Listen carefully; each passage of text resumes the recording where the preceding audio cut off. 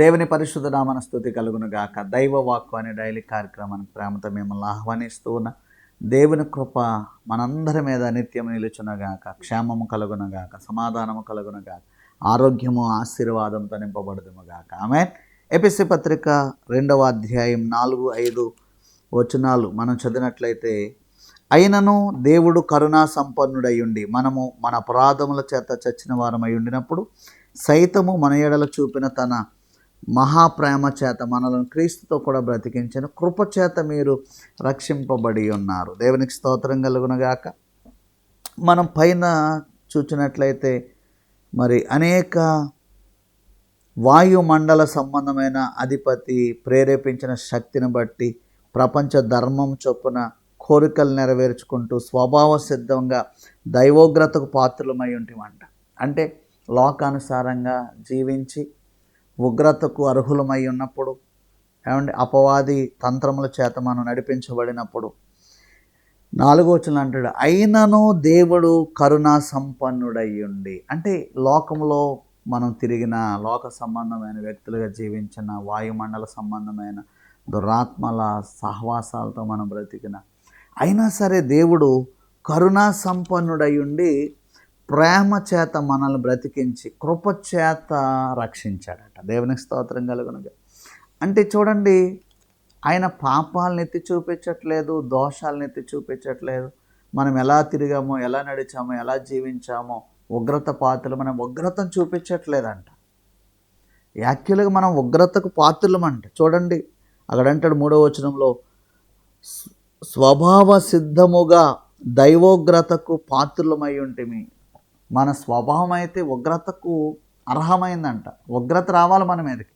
కానీ దేవుడు కరుణా సంపన్నుడై ప్రేమ చేత కృపచేత మనల్ని రక్షించాడంట. దేవుని స్తోత్రం కలగ.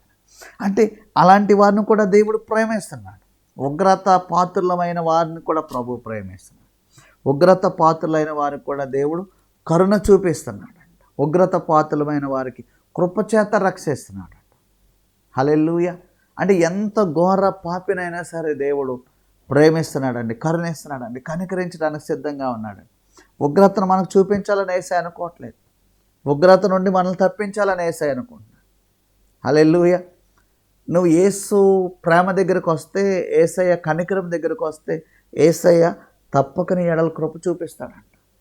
దయ కరుణా సంపన్నుడై అంటున్నాడు వాక్యంలో. కరుణా సంపన్నుడై, ఆయన దగ్గర కావలసినంత కనికరం ఉంది, కావలసినంత కృప ఉంది, కావలసినంత ప్రేమ ఉంది.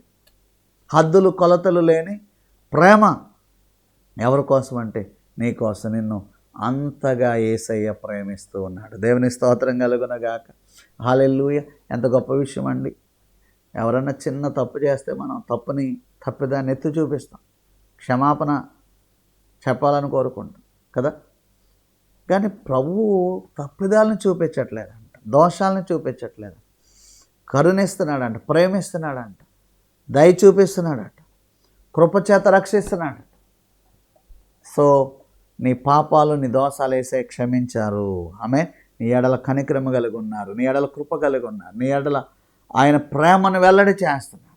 ఆయన ప్రేమ సంపన్నుడు, కృపా సంపన్నుడు, కనికర సంపన్నుడు. సో ఆయన కృప, ప్రేమ, ఆయన యొక్క కనికరం నీ మీద, మీ కుటుంబం మీద ఉండి ఉగ్రత నుంచి తప్పించి క్షేమముగా ఆయన రాజ్యవారసులముగా ప్రభు నడిపించునుగాక. ఆమె పరిశుద్ధమైన తండ్రి, ఈ వాక్యంలో ఉన్న సత్యం గ్రహించి జ్ఞానం మాకు దయచేయండి ప్రభు.